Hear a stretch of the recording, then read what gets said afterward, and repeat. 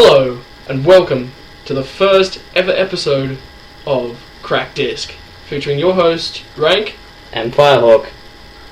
We're here today, and we've got a few different topics we're going to cover. First up, the good, the bad, and the funky. We've got coming up, a new game, Diablo 3. 15th of March? 15th of May. May. 15th of March already gone. We've got Diablo 3 coming out, so I haven't played the first two. No, I've watched gameplay. It's a classic overview RPG kind of thing. I've heard a lot about the original. I have got quite a few mates when I was back in high school and it was released that really enjoyed it. Never really looked at it, but having seen some of the trailers for Diablo 3, it's something I'm going to buy. Yes, buy, not pirate. Firehawk? Any comments? Not much. I haven't had much to do with the classic RPG as per usual. About the only thing I got to add is if you're a Blizzard member, get it free. Can't complain about that. Looks good. I haven't seen much gameplay of the new one, but from all the hype, I reckon it's going to be pretty good. So all our fans out there, the WoW players, Jimmy, we're talking to you. We've got a free game for you called Diablo 3. You guys, write us in. Let us know what you think of it when it comes out. Even the beta, anything like that. You got any comments at all? Leave them on our Facebook page. Keep us posted. Rightio. Moving on, we've got I think something that should definitely go on the funky some of the pics that we've got of the new model of the Xbox. Xbox 720 is what it's been called. There's a few names being thrown around. Not that original, I have to say, the 720. Not the 720. But then again, the other thing that has been heard of as a rumor, because Microsoft actually haven't released any information on it yet. This is all hush hush. They E3, the Xbox convention, will not be providing any 720 info at this stage. That's pretty crap. I'm just going to be honest here. That's pretty crap. Basically, that probably means on Microsoft standards that they're not going to be releasing anything before Christmas. So all of those out there that are looking to purchase the new consoles, the new generation, because Sony are releasing the PS4 in the next couple of years as well. We've got the Wii U as well. I reckon the Sony will step it up the most. Sony step it up? That'll step it up. Xbox, well, some of the rumours going about, there will be no discs. It's all going to be hard drive storage. Well, speaking on that, the PSP, who was originally a disc format's recently gone to just online. You cannot get a disc anymore. It's the only way you can buy a game physically from a store now is you actually get a chip, stick it in the side of it. So. Well, the something I was seeing the other day when I was flicking through a couple of the forums and pages for the 720 is using the chips for cameras, phone camera, US or micro SD cards to store games and transfer games, similar to the same system as a Nintendo DS. To be honest, I don't like it because I reckon they're going to have to make the USBs so much bigger.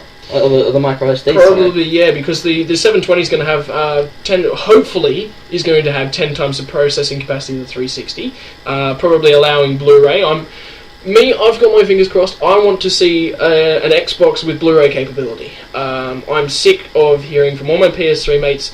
Oh yeah, but our games have got Blu-ray capabilities. Our graphics I've played both, and to be honest, the graphics is better, but that don't mean the games are any better. In my view, I'm an Xbox fan through and through. I don't like the PS3. It's cheapening up the gaming community. I like paying for my Xbox subscriptions because, look at it. You're paying for a community. Gives Microsoft more power to buy specific games, to keep them on the Xbox, whereas Sony's just sort of using its over graphics power to draw in its PS3 console. It does games. have that, but I do like the free online gaming. Like, it doesn't give you everything for free. You can pay for certain things from what I understand. I could be wrong. Correct me if I'm wrong. But it does give that ability to just get into the gaming community without having to cost you so much. It gives those people without, access to shitloads of money to be able to get in. And the other thing I think that's come out recently is sort of those people who've had their Xbox for a few years, it's now breaking, have seen the fact that there's going to be a new Xbox in the near future, new Sony PlayStation, the PS4, or whether they rename it as well, something else, are actually going and buying the Xboxes because they're cheaper. I was mate of mine actually that I was talking to at soccer training the other night turned around and said to me, you know what, my PS3 just broke. It's actually the Blu-ray disc reader on the Sony. To my understanding, it's the most expensive part of the whole console. Oh, it'd be the laser going, and that'd be shit. Exactly. So we've lost the laser, and he just went in, traded in his PS3 without telling any of the guys. Just traded all the parts in and that sort of thing, and these games, and ended up with a brand new Xbox. Off a used PS3, and also all the games that he had. It was only 10 games, he said, and he managed to get a used Xbox with 3 or 4 games with it as well. And he actually said that he was going to probably stick with Xbox now, just depending upon what they do with the next console. But if Sony's still got their prices through the roof. Well, if anything, this is just going to step up the market for Sony and say, hey, look, we've got something on you. You better do something. And it's just going to make the whole gaming community more competitive. Yeah, that's the whole thing. But I don't think that Sony have actually got anything big out there, brand new to release with their PS4, because that's why they held off on the release of the PS3. Xbox got in there, stole a heap of sales out of Sony because they released their console earlier. Now, Sony held off on it a couple of years, but had come back with their Blu-ray capability, and I think Sony ended up winning out in the end on a console-to-console ratio, based purely upon that they gave themselves a little bit extra time. Xbox, again, going to be the first to the punch, so they're going to be releasing their console around either towards November this year, make it available for Christmas. Of course, if you're ever going to release a console, that's the best time. You never release a console mid-year. They could be just after Christmas, depending on how the development goes. If they're ready to release it after Christmas, they will hold off on it. Yeah. So that they can market it a lot better as well. But just looking at some of the pictures from the Xbox, I do like what they're looking at. They were initially looking at a sort of a rounded triangle design. Bit like one of those toasted sandwich presses that cuts it into triangles. I like the reference there, Rank. Yeah, I'm hopefully not going to eat mine when I buy it. But yeah, will it have a Blu-ray? All these things sort of haven't been decided yet. Or if they have, they're not being released. So Microsoft are being very tight-lipped about this. I don't think they want to give anything away. No, they're not. And I think they're going to really put a big challenge on Sony this time. I don't think the new 2 consoles are going to be that different. No, I reckon they're going to be fairly much the same. They're going to be much for muchness. It's going to be the games and how the games are played rather than the console itself this time, I reckon. Then again, you look at the Xbox 360, they still have not been able to use all the capabilities of the Xbox 360 at this point in time.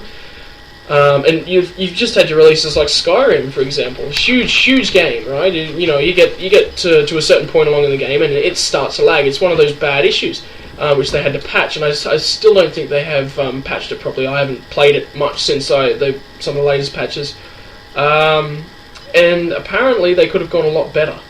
Graphics-wise, just looking at the difference between graphics in the Xbox and computer versions. So whether we need to let the makers reach the capabilities of the consoles before either of these 2 release their new ones. Of course, Microsoft and Sony are going to say, no, we're going to release our new consoles. But if they were smart, they'd let the game developers do more, and you'd get more customers because you'd have better games. The level, you have to be feeding back off your game developers, and it's actually been mentioned, I think, by Sony. I did hear a rumour from Sony that they're actually working with, I think, somebody at Ubisoft or EA Games or something like that to develop their console so that they can develop games in line with the console, so that the developers and the developers for the console and developers for the game are working together, giving gamers better quality, better value for their money. So, well, if gamers don't like something, like personally, if I don't like a game, I'm not going to buy it. Simple as that. I'm going to watch a bit of gameplay. I don't like it, I'm not going to get it. You make a good game, people are going to say, gameplay looks good, the review looks good, I think I'll go out and buy it. Exactly, and I think it's something that definitely needs to happen in the future. Okay, so we're moving along. Rockstar have announced Grand Theft Auto 5. I wasn't a huge fan of Grand Theft Auto 4. I didn't end up buying it at all. I've played brief little snatches of it, and Grand Theft Auto 4 looked bulky. The riding style, not fun. Not Driving fun at was all, just horrible. Driving in Grand Theft Auto 4 was completely and utterly screwed. They needed to do something desperately about that. Hopefully they'll fix that. Since then, we've had the release of Saints Row the Third. I haven't seen much of that, to be honest. I've played Saints Row the Third on PS3. A mate of mine in Melbourne when I was down seeing him, and to be honest, Saints Row the Third puts Grand Theft Auto 4 to bed. And if people switched, if you got your fans from Grand Theft Auto 4 that are moving to Saints Row the Third, I'd say the Grand Theft Auto franchise is on its last legs. It doesn't have much left. No, it doesn't. It's been a good franchise. I'm not going to take anything from away. It did revolutionise the I don't know how to. It made its own genre, to be honest. It did. It come out, broke all the barriers, and produced crime as a game. Whether that's a good thing or not. We've got the original. You've got Grand Theft Auto. You've got the original 2. You've got Grand Theft Auto 3. Excuse me. In was it Vice City? I think Vice City, and there was So you've got Liberty. Vice City and Liberty City were a dual kind of thing, I think. Okay, I played Grand Theft Auto 3 briefly. I never got very far into it. No one did. Everyone got bored and started shooting hookers. And then you've got Vice City Stories. You've got San Andreas. I was a huge fan of San Andreas purely because of the hydroplanes. I did like San Andreas. Flying over the military bases and just drawing all that heat from the cops and that, and trying to lose it, blowing up other hydroplanes was the better game, I think. No one really focused on the story in the game. I hope they do something about that, to be honest, because I would like to see a bit more of a story. They did step it up in the later game, but what they sacrificed for story was the gameplay. Exactly, the gameplay really suffered in Grand Theft Auto 4. If they'd slapped Grand Theft Auto San Andreas with the storyline of Grand Theft Auto 4, I think it would have been a very much community-winning game. It would have been top of its class. And that's the other thing. I want to see some online play. Coming out of Grand Theft Auto 5. I don't actually want to see all this you're stuck in the same storyline kind of gameplay coming out of it, which is one of the issues with Grand Theft Auto games. Well, everything's moving online at the moment, so if they don't do something like that, they're screwed. I mean, we've even had the release of Need for Speed World, yeah. So new MMO Need for Speed. If Grand Theft Auto can't step up and do something like that, maybe Need for Speed should take over the Grand Theft Auto franchise instead of Rockstar. I mean, at least if Need for Speed did that, Grand Theft Auto would have had good cars. Number 4 would have had really good cars, great traction. You came up to a corner in Grand Theft Auto 4 and you could not turn around unless you slowed right down. It was horrible. You knew you were going to slide. Yeah, exactly. It was you're looking at the power pole on the other side of the road as your turning device. There was no, I'm going to make this on my own. It was, whereas Saints Row, you could attack corners and you could throw the cars around and you could develop the cars. The only thing I didn't like about Saints Row was too cartoony for me. Like, if I'm going to play a crime game, I should say, I don't want that, I don't know, ridiculous. I want a little bit of seriousness in it. Just playing, like, the brief moments I played, you get achievements for jumping off a bridge and landing on your gang's car. Like, I mean, come on. A lot of people thought it was good. I don't know. Dude, if you could do that in real life, I'd give you an Xbox achievement for it, no problem. I'm not going to jump off a bridge. Well, it was worth a try, guys. If you get enough likes, maybe I'll give it a shot. So, guys, if you want to see Firehawk over here, my co-host, jump off a bridge, we'll stick a car underneath him, we'll paint it bright green, our game colour will be bright green, and we'll toss him off a bridge and see if he can land on it. We'll give him an Xbox achievement for it. Do you guys want to see that? But yeah, going back to Grand Theft Auto 5, we've seen the trailer for it. We both watched the trailer. Graphics have stepped up remarkably, I have to say. From the latest Grand Theft Auto game, like, the graphics were still in its, I don't know, PS2 era. They were very PS2-esque.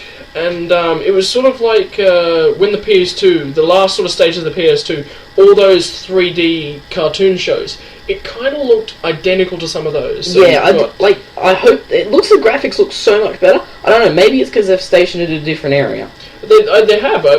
Do you know what city it's in? LA, I think it's in. I think it's in LA. It definitely looks like it is not based in the same city as previous Grand Theft Auto games, so we've gone away from Vice City, what was the other one? San Andreas, Liberty City. We've gone away from all that and they've grabbed a new city. Which is interesting. A bit refreshing, I have to say. New gaming environment. Let's hope they can do something with that. Well, it looks like they have. Like, just following the trailer, like, even the flying in the other game, it was a bit, I don't know, how would you put it, crap, to be honest. Like, Yeah, it took a little while yeah. to get used to. Hopefully they've amped that up. Just looking a bit at the bit of the gameplay, I can't say the controller, but the flying actually looked kind of good.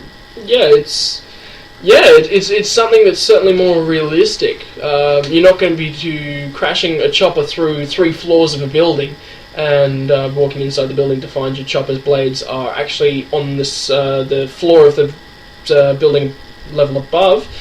I just hope, like, with a lot of these open source game, or open world games, I should say, there's a lot of glitches in the world. I just hope they've kind of, gone away from that. Because, like, Skyrim, like, I don't know, I haven't played much of Skyrim. Skyrim did tend to glitch a fair bit.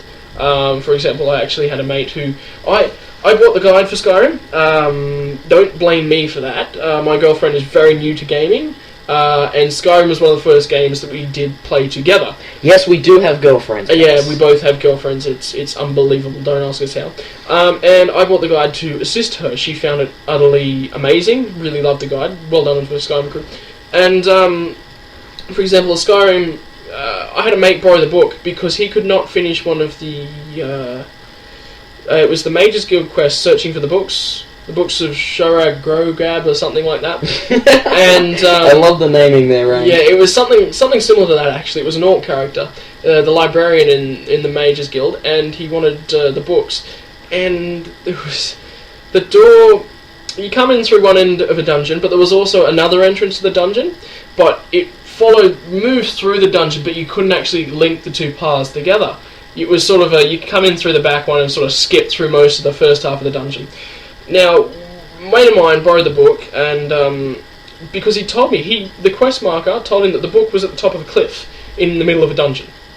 How does that work? Now, there was no... The quest marker, he even used the clairvoyance spell to show him the quickest route to the quest objective. The quest markers led him through this one end of the dungeon, and he physically could not get to it. Using the Skyrim map guides that are provided in the book and all the detail in that, he was actually able to find the second entrance and get around and finally find the book. He'd spent, I think he said, 20 hours trying to get to this book, using every shout, spell, everything he knew. I ought to give a shout out to the makers of this guide then, I think. Yeah, but, okay, so we're going Grand Theft Auto 5, 5 cracked disc scale, yes, we're using cracked disc scale. This is a new one? For my excitement to see the game, 4.5 cracked discs out of 5. I'm going to give it 4 just purely for the hype and the look of the game. Yeah, it's certainly gonna give a lot more of a challenge to Saints Row. If Grand Theft Auto can step itself back up, I think it'll have another few more years in the line. Exactly, honestly. like Grand Theft Auto now, they've made, I think it was 10 games. They've now made at least 10 games. Over a dozen consoles. That's exactly. They've been at the end of their tether. Maybe it's time for them to give it up. We'll certainly find out with Grand Theft Auto 5. If you guys want to comment on it, just add a post on our Facebook page again, Crack Disc on Facebook. Look, we will be checking this regularly, so don't worry, we will comment. Moving right along, Dark Millennium. Now, this is not a game I'm totally ever heard of before. This is more for the Warhammer people out there, which is mostly my kind of So, guys, area. Don't even question me on Warhammer. If you see me on the Facebook page, don't ask me a Warhammer question. Save it for my good old buddy Firehawk8312 over here. Pretty much. Looks like it's going to be an MMO. Looks like it was going to be. I was really kind of excited for it. I looked it up. Possibly going to put a competition in for WoW and Knights of the Old Republic, the MMO. I can't actually quite remember what that's called. I think it's Knights of the Old Republic, I'm not sure. It's the new Knights of the Old Republic. Yeah. Something similar to that. Yeah. But anyway, it looks like it was going to give a challenge, but they've actually changed it to more of a Space Marine kind of game. For those of you who actually played Space Marine and enjoyed it, I think it's going to be pretty much the same as that. Did Rank play Space Marine at all? I told you, no Warhammer. Dude, you're missing out, man. I've never played any Warhammer. My girlfriend's little brother paints all the little Marines, and I can't get into it. I'm sorry. I'm actually one for those futuristic space style games. Yeah, but I'm not for it. They still haven't given us a solid release date, which is kind of pissing me off. I don't know how Rank's gone with gaming companies not giving you release dates, but it's just a pain in the arse. Well, that's what I'm saying with the 720. I'd like to see a release date for it. At least because give it us- pins it down. It's actually giving us when they're going to release it and what research they can do in the time. And people are going to be like, oh, they're going to do this well because they've got this amount of time. Like, so I'm excited. I want to pre-order it because I want to see what it's like. Well, this is the other thing. Going back to the Xbox 720 again. Gaming companies need to, I reckon, give it at least a year in advance of when they're going to release their new consoles. This allows the developers to plan and say, okay, we've got a game coming out. It's coming out in 6 months' time. Now, do we give it another 6 months and play it on the new console? Make it for a bundle deal on the new console. You know, Do we say we're not far enough ahead? Do we want to amp up the graphics? Or yeah. Do we want to play around with Microsoft's new invention or Sony's new invention? Exactly. Before we release something, so we've got to scale. You know. I think there's half the problem with the guys who are doing this. I can't quite remember who's doing it, but it's just been a pain in the ass. They released it at E3 a couple of years ago, and they said, look, this is going to be the new MMO. It's going to look great. I've watched some video play of it. It's Warhammer 40,000 Dark Millennium Online is the full name. I'm looking at it right now. Yeah, they've actually changed it. So THQ. THQ. It's a THQ built game. So honestly, I'm a bit disappointed with THQ in the release dates. Like, the game looks amazing itself. Like, I have a serious bone to pick with THQ. I've been a motocross racer since I was a little kid, and they've taken on board the MX vs ATV series, and that was a good completely series. and utterly ruined it with their latest release, Reflex. Reflex was great. Reflex was good because I played Reflex Reflex. was absolutely brilliant. I loved Reflex to death. I played all the others, everything else before that on PS2 and loved them to death. You know, they were an immersive, great game. THQ, I'll come back to this. I'll let you finish your segment on Dark Millennium. I don't have much more to say, just the fact that I'm pissed that they aren't releasing it, and it does look good, so keep an eye out for it, people. Yeah, keep an eye out for it, and send THQ a few bad emails. Let them know that we want to release dates, these kinds of things. But yeah, we'll in our shit of the week game coming up, I'll probably be discussing MX vs ATV Alive. And it's certainly a game that didn't make me feel alive at all. It did the opposite. Yeah, it sort of crashed me against the wall. Once again, moving on. Something that we're both quite excited about this one. I downloaded the demo last night and played it. We both had a bit of a look at it. The graphics and everything look at it. It's basically the new Fallout 3. Except it's got a few different twists in it, I have to say. It's looking brilliant. I Am Alive. We are, of course, talking about I Am Alive. For those of you who don't know, it's basically the new survival game. It's definitely going to take over where Fallout left off with New Vegas.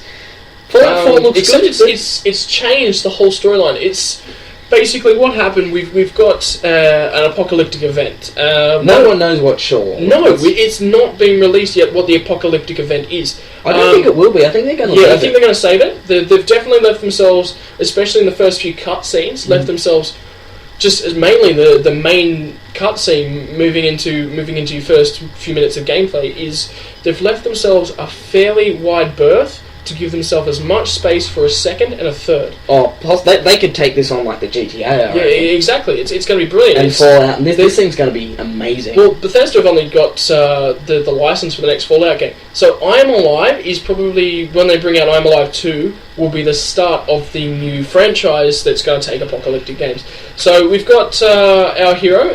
He's I forget where he was. He was on the East Coast of America, and he had to go the other way. He flew 4 hours west.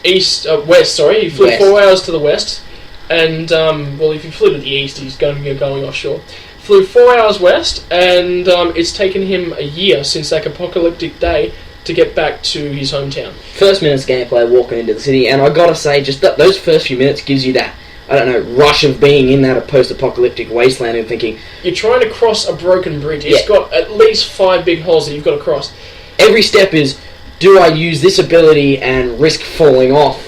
And that's only in the first few minutes of gameplay. Exactly, and you definitely know there's no life system so much. It's a retry system. You can only go back to certain checkpoints.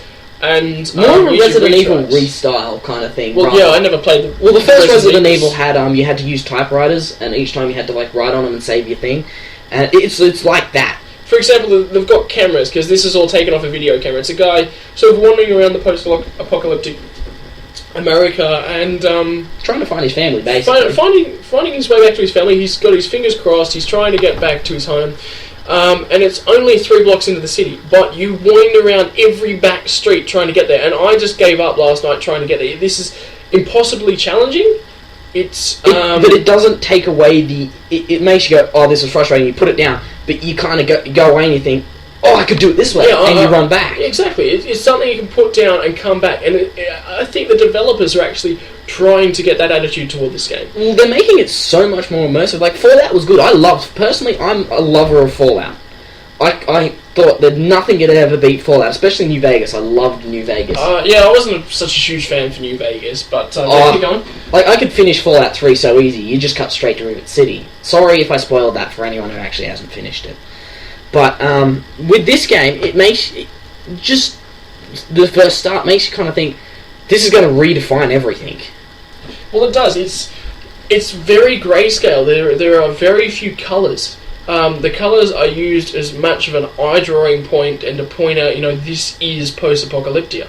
Whereas in Fallout, Fallout 3, there was very few trees, but there was a lot of blacks, a lot of greens. There was the greens of the radiation, but they used the whole colour scale.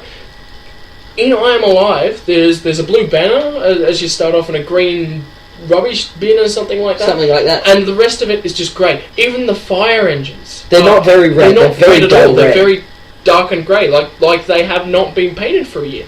They've been allowed to rust and wear. What I didn't like about the only thing I honestly didn't like was the fighting system. The fighting system is horrible.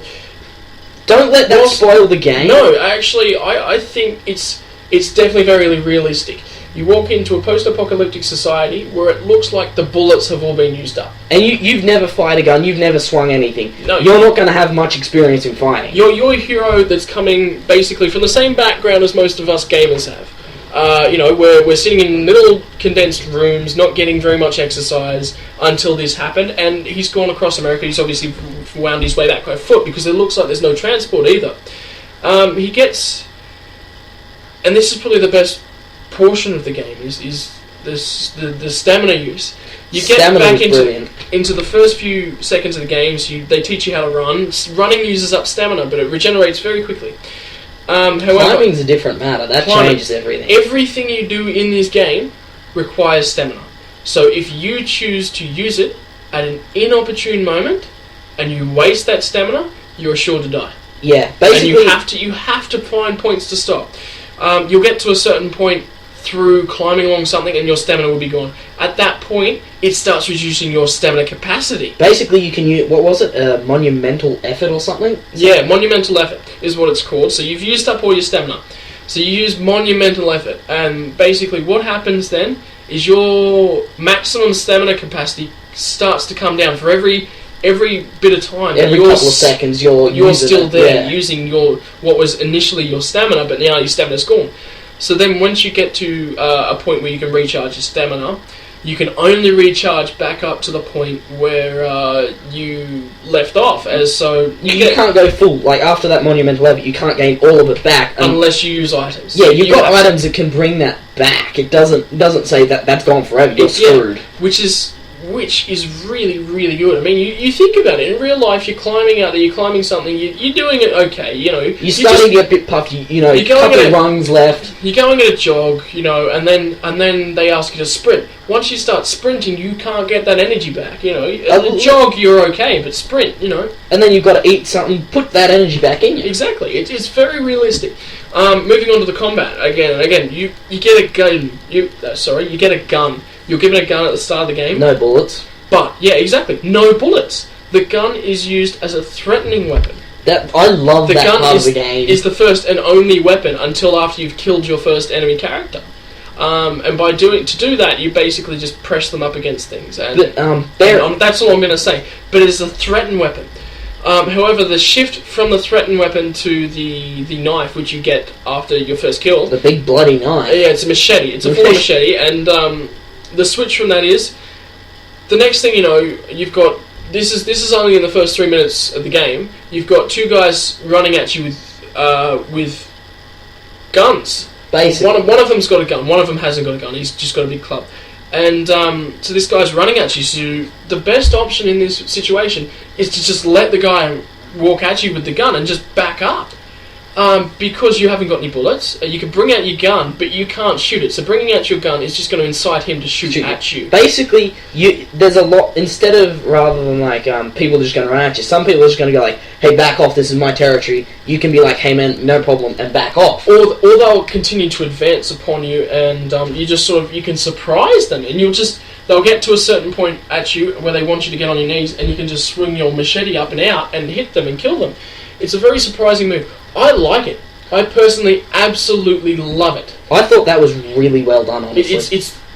It's so new. It's nothing we've seen before. We've just finished talking about Grand Theft Auto, right? Grand Theft Auto, you run in all guns blazing. This, you click your gun, and the guys on the other team go, hang on, he's got no bullets. Let's attack. So and it gives away your whole battle advantage. This is strategy. It is a complete nutter. It's a strategy game built inside an RPG. Yeah, it's honestly, you can't just go in like, I've got 1,000 guns, you're all gonna die. I win. Exactly. It's not about who's got the biggest gun. It's about who uses their gun the wisest. Well, old Granny killed you multiple times. Yeah, exactly. I got to this point where I have to get past this Granny to save this other couple who's just had her son shot. You probably shouldn't have used that bullet. Yeah, and just I can't get past it. I probably need the bullet that I'm saving. Do I use the bullet in that battle? Do I go back and I save the bullet from the previous battle in order to kill this Granny to get past? You know, it's everyone's... There's 1,000 ways to do it, which is what I love. Fallout gave you quite a few ways, but this just redefines it. It does. Fallout, you got to a certain point and you had all the ammunition for every different kind of gun. You didn't need to worry about ammunition. I would like a bit of a crafting system in I Am Alive. I'm not sure. Well, we haven't seen all that far into it. We haven't seen all that far. We actually haven't. Neither of us have yet finished the demo, but I'm going to finish it for the next episode.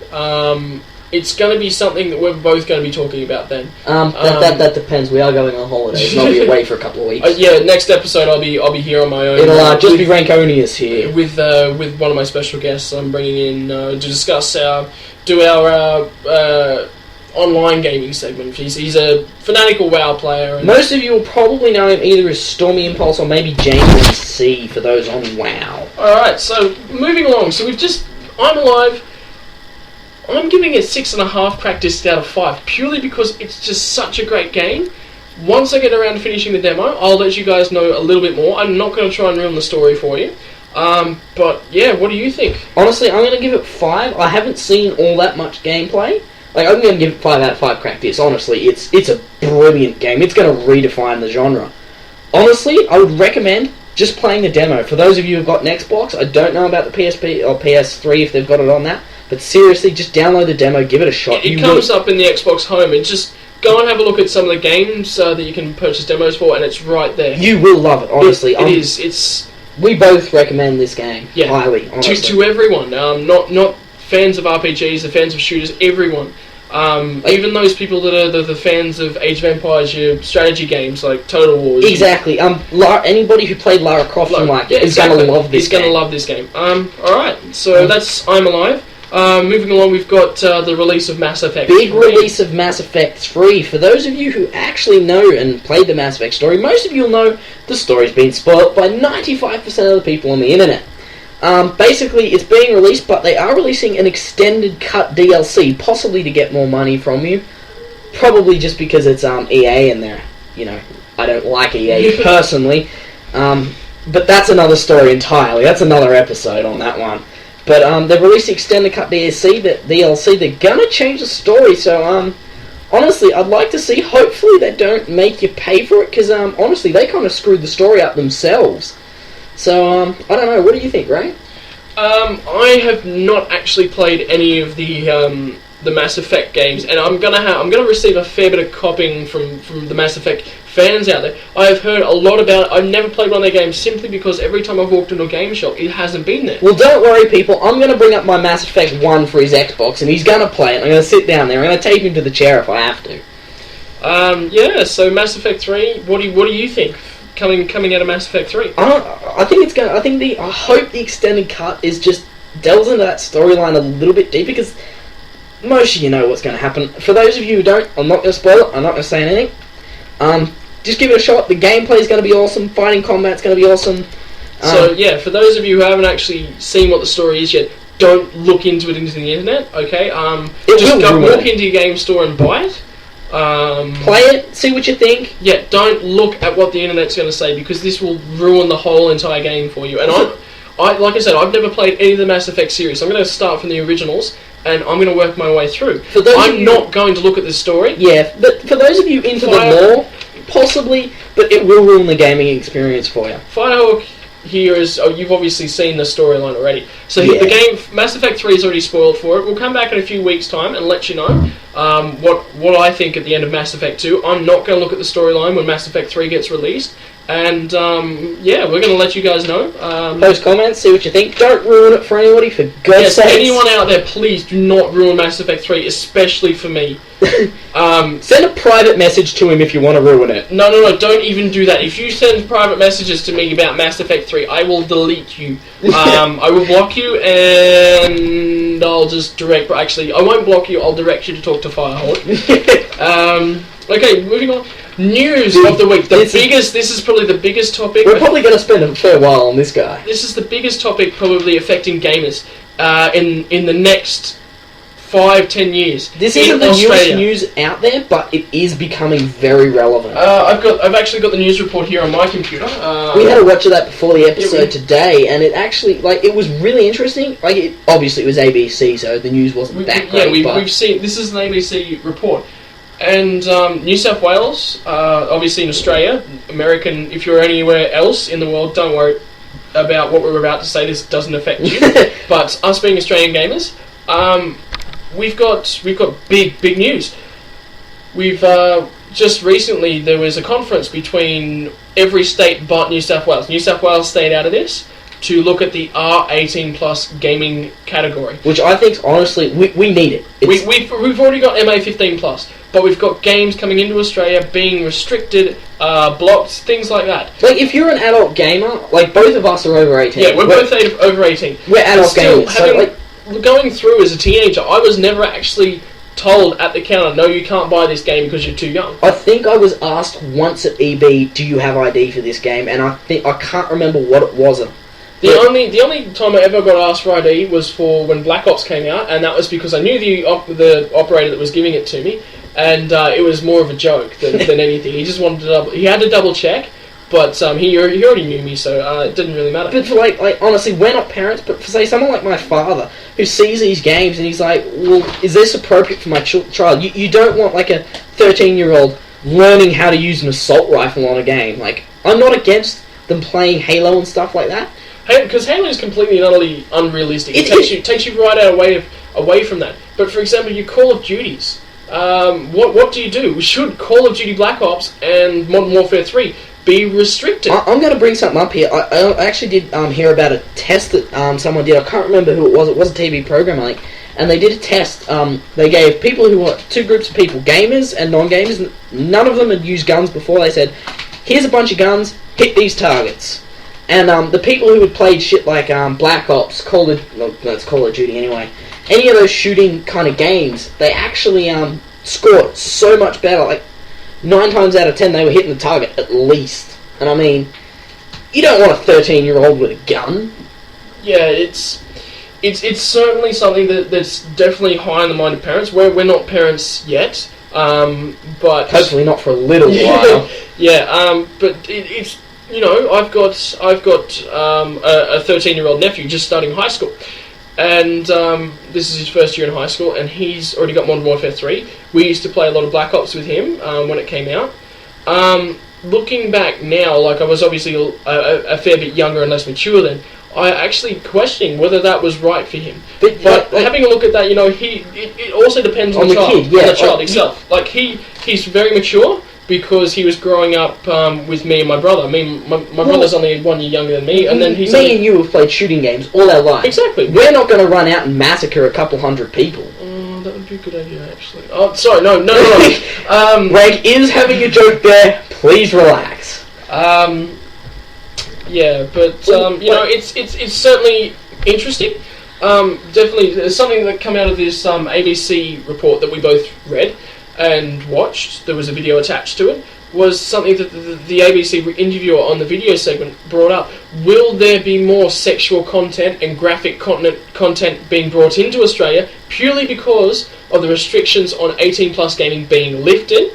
And his response to that was actually, he's, I believe, the lead at GameSpot, or the editor. Yeah, he's a runner of He runs GameSpot. Online editor of GameSpot. Most of you who have played games, search for games, or search for cheats will know who GameSpot is. Okay, and he said, this isn't going to bring more gore and sexual references into younger games, especially. I have to agree to him. It's going to bring in more options for gamers. So your adult gamers can actually stuff like Left 4 Dead 2 that was banned. Left will have Dead 2, that. yeah. We'll be able to play that with its full gore and everything. It was not banned. It was restricted. Re-released. So, yeah. They and you've got Fallout 3 as well. But Left 4 Dead 2, they took out all the blood.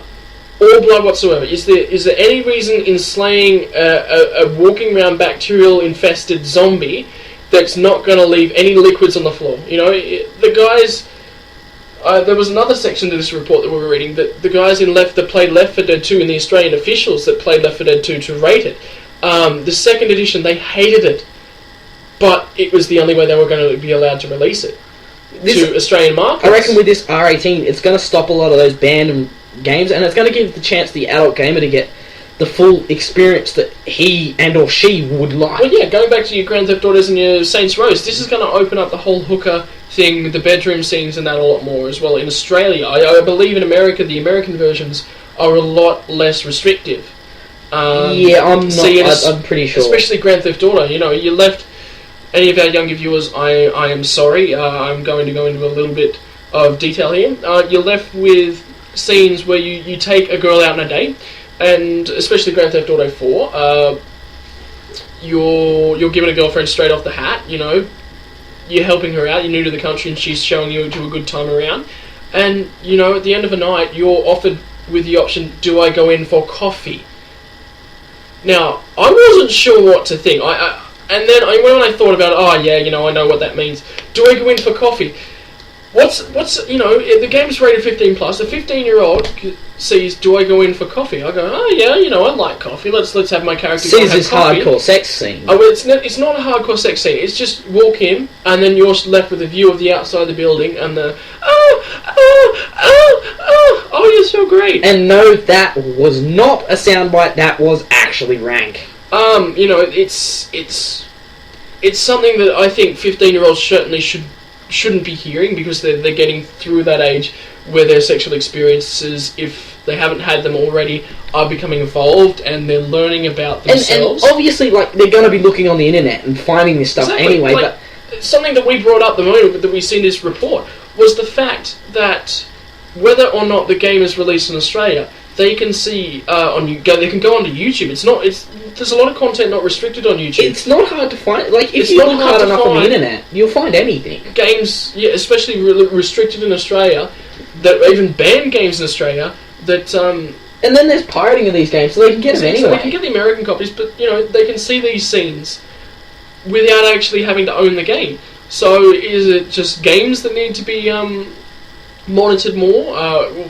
But obviously adding the new restriction level, it's more about, in the opinions of the government officials, giving gamers a choice, which honestly is a good thing. It's a good thing. You can walk down to a shop and safely go, I'm going to rent or buy that game because it's in the PG game category. I don't have to worry about my kid going and seeing some stuff. And there's a lot of instances of the rules of the M15 being laxed, just so we can get a game coming in, because it's good for business, This is the other thing. R18 plus games allows more games in, we can do more business. And it just gives, the gamer saying, I don't want this hardcore violence. Rather than looking through 1,000 M15s to find, six games that are good, you've now got that kind of division again. Yeah, exactly. Which says, I don't want this hardcore violence, I want the next step down, which gives you, a bit of extra choice in your gaming style. It's certainly something that we hope comes through. The only problem is we're both in New South Wales. We're in Armidale actually. Please don't track us down if you're an angry viewer. We will kick your asses. And we've got New South Wales not actually being a part of this conference, which suggested that the ratings be passed. ACT's already passed the bills through the lower house. I believe the Senate's still working on a vote for it. We can go into this government shit all day, but this is some serious politics. But post what you think, honestly. Yeah, but tell us what you think. Once again, what do you guys think? As gamers out there, if we have some parents viewing, if we have some parents listening, please speak up, comment. We would love to. We actually really want to hear what you guys think. We would probably put this on the podcast. Like, if you put a good post, we will consider saying this in the podcast. Yeah, exactly. Especially the parents that are listening, if we have any, please comment. Yeah, we're going to discuss this over our next few episodes, you know. I don't think this is going to go away anytime soon. This is...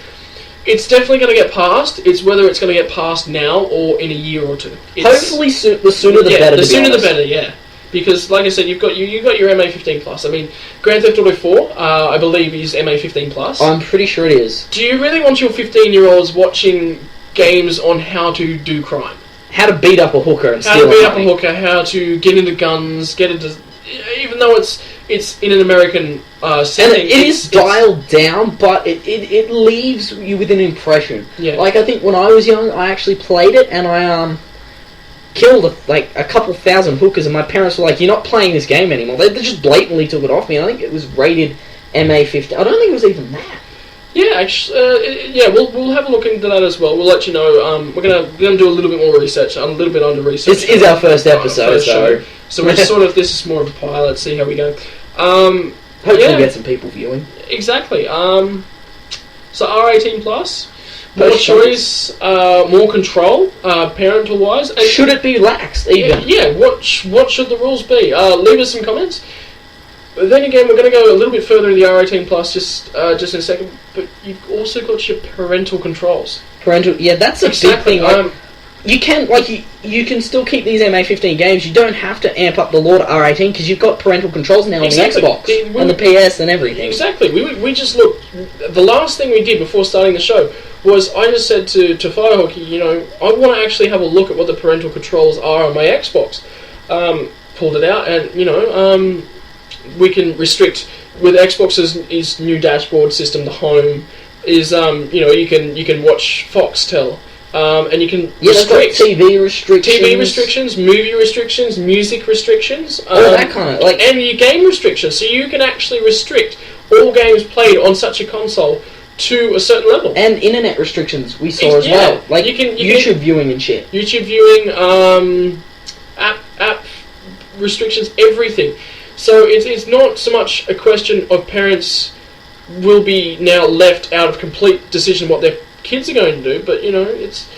So if anybody has trouble finding this stuff, we're happy to post how we did it. We're willing to comment on this, because this is a big issue, the biggest topic in gaming in Australia right now. Well, it's been going for a little while, but exactly. It still hasn't gotten any less kind of significant. The debate has been going for 10 years.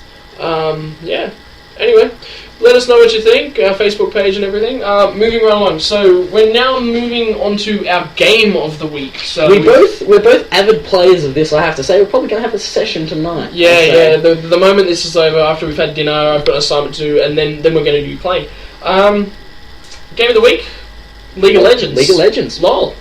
It's been around for a fair while. MMO, originally came off a port of World of Warcraft 3. Constructed as a mod for World of Warcraft 3. I love mods. Probably next episode that I'm here, I'll probably be doing a bit of a mod segment. Post comments if you found a mod that you like. Yeah, mods. We want to hear about them. I'm happy to review them. But yeah, LOL. We are very fanatical about LOL. I love LOL. I have to say. Okay, so you brought into a game. It's an online game. You have to sign up for it online, but it's all free. EB Games now is giving away discs. Free discs, yeah. I'm not sure how far behind Game will be on that.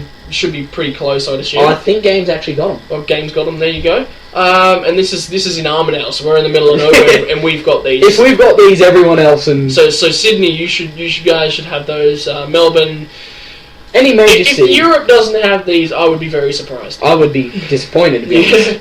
Anyway, so we're left. We walk away. It's World of Champions, basically. There's two sides. Demacia and Noxus. Yeah, fighting against each other. And, the wars have taken their toll on the landscape. This is the lore behind it we're going into. Before we actually introduce the gameplay, give you some idea of what it's about. Exactly. And then, you know, they've basically gone, right, that's enough fighting, we're just going to... We're a group of summoners, like, powerful wizards to summon up. Imagine Gandalf with more power than you've ever imagined. And just basically put together the Fields of Justice. Yeah. Consisting first of... Summoner's Rift. Summoner's Rift. So the 5... Tree Line? Summoner's Rift was the first one that came out. Yeah, 5v5. There's 5v5 champions. It basically pits champion against champion. It is PvP, but you do have the option of bots, so... Yeah, you can play custom games, which is you with 4 bots against 5 bots. Anyway, back to the lore before we go too far. Anyway, and yeah, the Fields of Justice were created to settle the differences between champions. Moving ahead, we've got you walk into the tutorial. The tutorial places you as Ash. Probably one of my favourites because I love Rage. Yeah, the Frost Archer. I forget which race she actually is, but you walk in and it takes you through. You're initially locked. Your camera is initially locked to your champion. We would advise going free. It's a lot easier. Free's a lot easier. It makes it a lot more playable, like Age of Empires and things like that. And then you're wandering around. You have minions spawn every 15 seconds, I think it is, something like that. It starts off. It takes about 2 minutes for the minions to actually start spawning. It's about a minute and a half, I think, for the first minion spawn. But up until then, you're wandering around the Fields of Justice, or not the Crystal Scar, because you're restricted on that one. Yeah. But you Summoner's Rift, you can wander around, you can wander right up. Towers, there's towers, you've got to take points. There's gold. Gold allows your champions to buy items at the store when they port back to their home. Advice, get Doran's Blade. Just putting it out there. Very big Doran's Blade fan. But yeah, LOL, League of Legends, look it up, guys. It's a very small game. It's not something we can actually describe very well to you. You have to sort of play it. Any of those who have played World of War, like Jimmy is going to be doing our online segment. He actually plays World of Warcraft and LOL. And Warcraft 3 now. He plays Warcraft 3 as the hero himself. He doesn't actually play as a civilization. Just imagine playing Age of Empires with just your hero. Yeah, just one uberly strong character.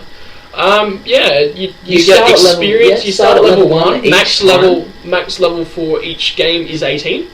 And yeah, games can range anywhere. The Crystal Scar games, which is more of a points-based system for taking certain strategic objectives, points. And you've got to hold objectives. You've got to hold them.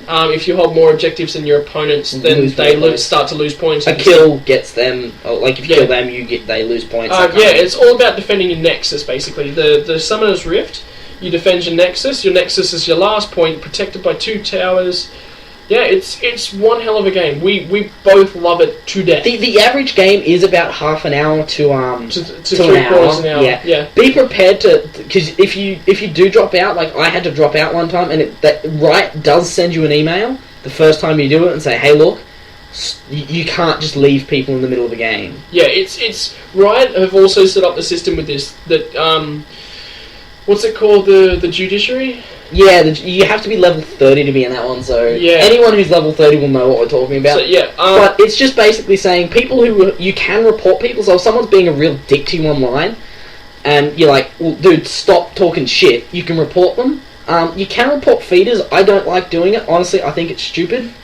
People die a lot sometimes, people have bad games. Please don't report feeders. Feeders, yeah, I probably the best of our small group that play it, and I have very bad games. I will just not be able to get the build that I want right, and I'll lose a lot, and I'll get to 11 kills, 11 deaths before I get my first kill, and then I'll immediately be slain again. It's not me trying to feed someone, because if you're slaying a champion, there's a lot of gold and a lot of experience handed over to the winning champion that slays them. Once that champion starts this rack up, they start getting OP, I suppose. Yeah, very OP, and it's hard to come back. Especially, for example, we actually won a game the other night where our team had a total of 20 kills on the opposition. They had 40 to I think it was something like 70. We got killed 70 times, but won the game. That was mostly like there's ways to get around this. Like as what they tend to do is focus on a champion they can kill, which frees up your other champions. You just go up and just take out turret after turret after turret. They realise you're in the base and they shit themselves. Yeah, it's a very rewarding game, because exactly, you have your level cap at level 18. Once your opponents get to that level cap, they're very OP on you, especially if you're only a level 18. Level 18 playing a level 11, for example, or every another 2, but they can't get any better. They can only improve their items. So it gives you the chance to get back into the game. I know there was actually one game where my team got no kills until they had 25. And we were level 11s playing all level 18s. And we ended up winning purely because they could not improve anymore.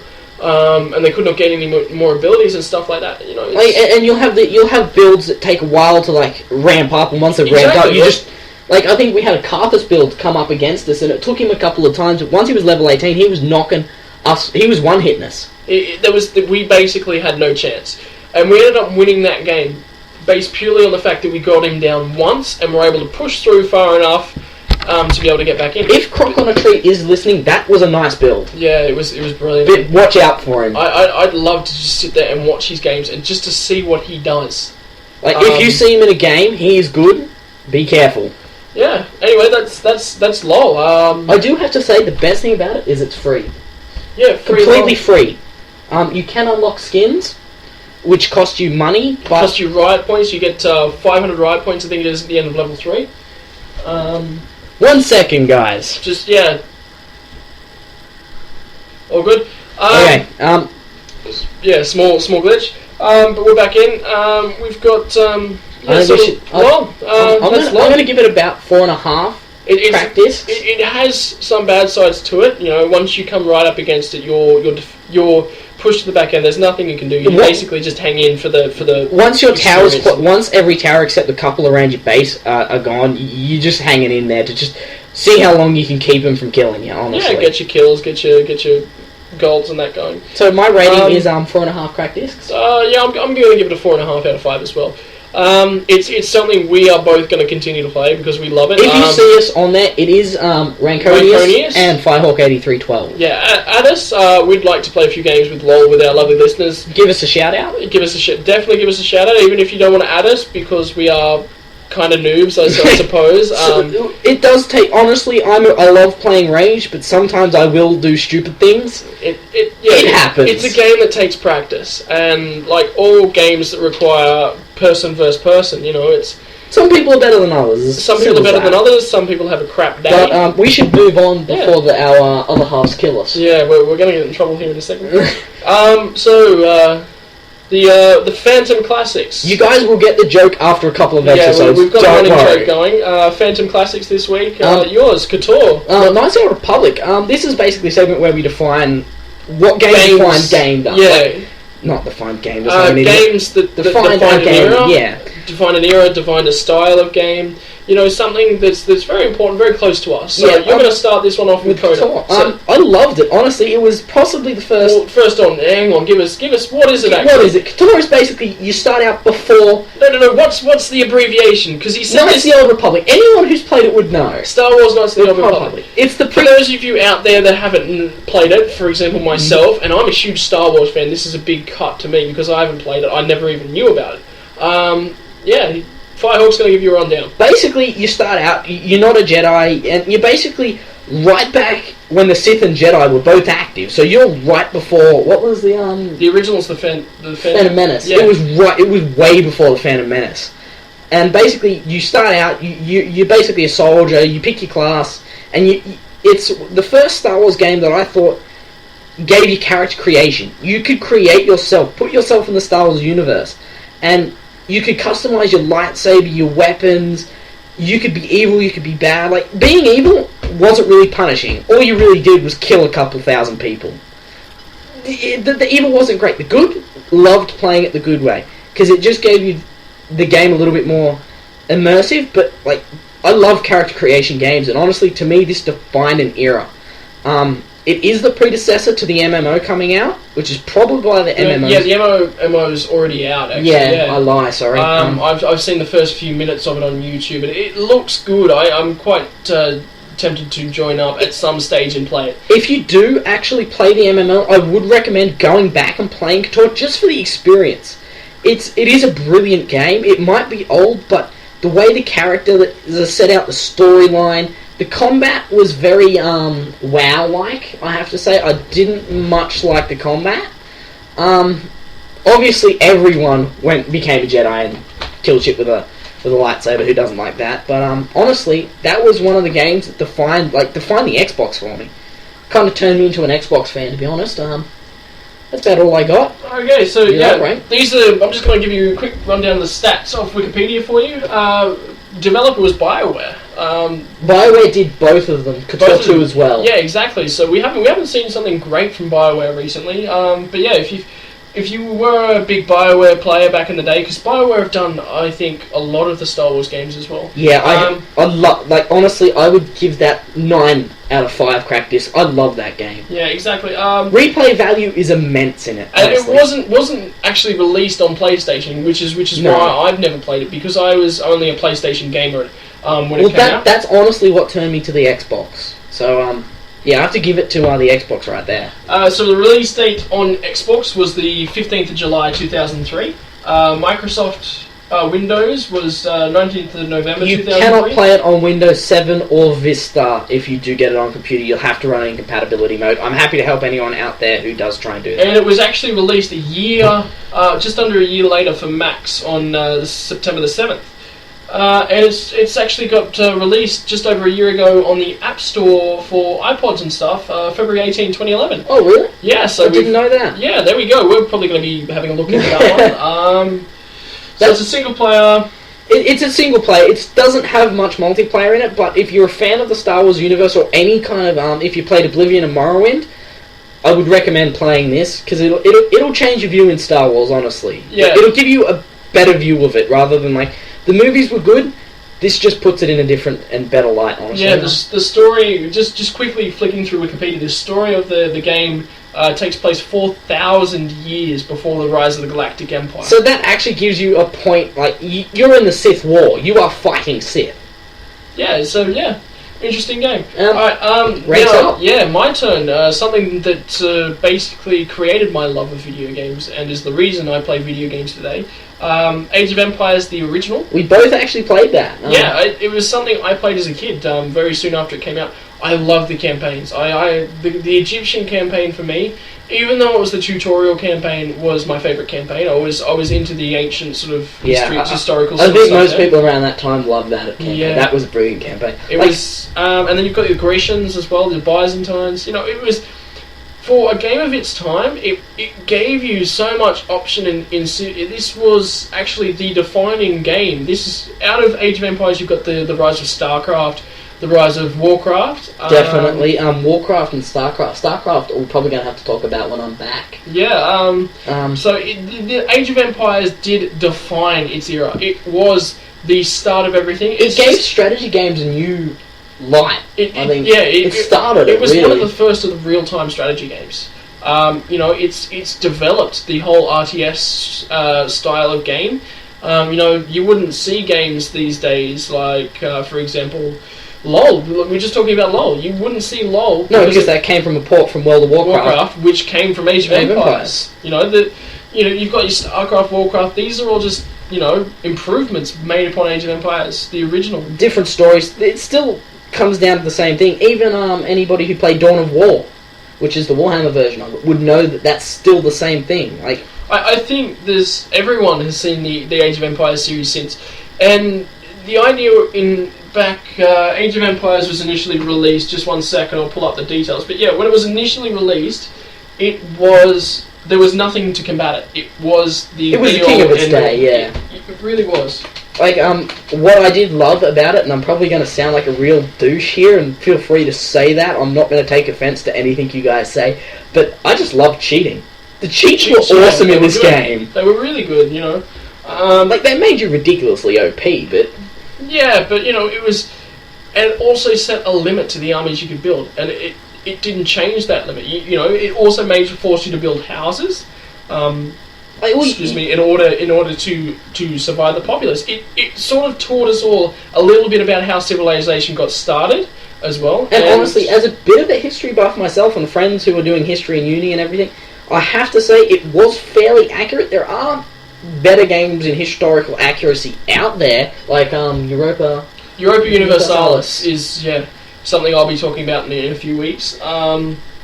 But Yeah. back to Age of Empires. The original Age of Empires released October '97, so it's It is an oldie, but you will appreciate playing it. Trust me. Yeah, and well, actually, just about halfway through last year, the release of Age of Empires Online. I think that's the MMO version. I didn't like the look of it. It was too cartoony for me. It took away from, say, Age of Empires 3, which we've actually got sitting here on Rank's desk. Yeah, it's but since then, developers Ensemble Studios, Big Huge Games, they've actually switched around developers a few years. So you've got Ensemble making the original, Big Huge Games, I believe, made the number 2, and finishing up with Robot Entertainment making number 3, I believe.